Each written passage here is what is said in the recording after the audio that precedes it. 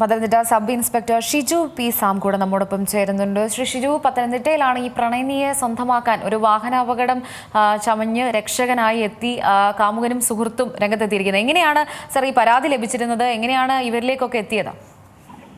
ഈ പെൺകുട്ടി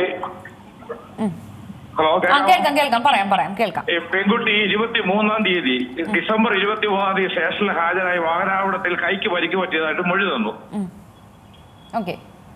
മൊഴി തന്നതിന് ശേഷം ഞങ്ങൾ മൊഴി തന്ന് കേസ് രജിസ്റ്റർ ചെയ്തതിനു ശേഷം ഇതിനെപ്പറ്റി വിശദമായിട്ട് അന്വേഷിക്കുന്നതിന് ആവശ്യത്തിലേക്കായി.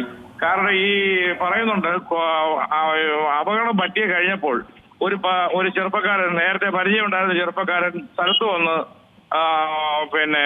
ഇവരെ ഹോസ്പിറ്റലാക്കി എന്ന് പറഞ്ഞത്. അതുകൊണ്ട് ഞങ്ങൾ സ്ഥലത്ത് പോയി അന്വേഷിച്ചിട്ട് CCTV ദൃശ്യങ്ങളൊക്കെ പരിശോധിക്കുക. അവിടെ ഉണ്ടായിരുന്ന ആൾക്കാരെ കണ്ടു ചോദിച്ചപ്പോൾ അവര് പറഞ്ഞു ആശുപത്രി കൊണ്ടുപോയ ആള് ഭർത്താവാണെന്ന് പറഞ്ഞിരുന്നു.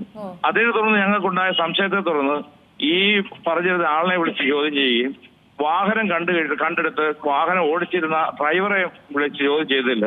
ഇത് മനഃപൂർവ്വം ഉണ്ടാക്കിയ ഒരു അപകടമാണെന്ന് ഞങ്ങൾക്ക് ബോധ്യപ്പെടുകയുണ്ടായി. തുടർന്ന് പ്രതികളെ രണ്ടുപേരെ അറസ്റ്റ് ചെയ്ത് നമ്മൾ കോടതിയിൽ ഹാജരാക്കി റിമാൻഡ് ചെയ്തിട്ടുണ്ട്. ഇപ്പൊ ഇത് ആരുടെ ഗൂഢാലോചന? ഇവര് രണ്ടുപേരും കൂടെ ചേർന്നുള്ള ഒരു നാടകം തന്നെയായിരുന്നല്ലേ?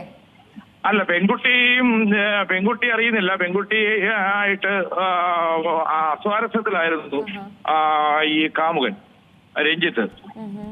ഇതൊരു സിനിമാ കഥ പോലെ തന്നെ ഉണ്ടല്ലേ? അതെ. അപ്പൊ അത് വീട്ടുകാരുടെ പ്രീതി സമ്പാദിക്കാനും മറ്റുമായിട്ട് പെൺകുട്ടി അറിയാതെ തന്നെ പെൺകുട്ടിയെ അപകടത്തിൽപ്പെടുത്തുകയായിരുന്നു. ഈ രഞ്ജിത്തിന്റെ സുഹൃത്തായിരുന്നു ഈ വാഹനം ഓടിച്ചിരുന്ന വ്യക്തി അല്ലേ? രഞ്ജിത്തിന്റെ സുഹൃത്ത് അജാസ് ആയിരുന്നു വാഹനം ഓടിച്ചിരുന്നത്. നിലവിലിപ്പോ ഇവര് റിമാൻഡിലാണല്ലേ? റിമാൻഡ് ചെയ്ത് കൊട്ടാരക്കര സബ് ജയിലിൽ കഴിഞ്ഞു വരികയാണ്. ഓക്കെ. എങ്ങനെയാണ് ഇപ്പൊ ഈ കേസ് എത്ര വർഷത്തെ ഒരു അല്ലെങ്കിൽ എങ്ങനെയായിരിക്കും മുന്നോട്ട് ഇവരുടെ ഒരു ശിക്ഷയുടെ ഒക്കെ എങ്ങനെയാണ് സാർ ഇപ്പൊ മനസ്സിലാക്കുന്നത്? എത്ര കാലത്തേക്കൊക്കെ ഉള്ള ഒരു ശിക്ഷയായിരിക്കും ലഭിക്കുക?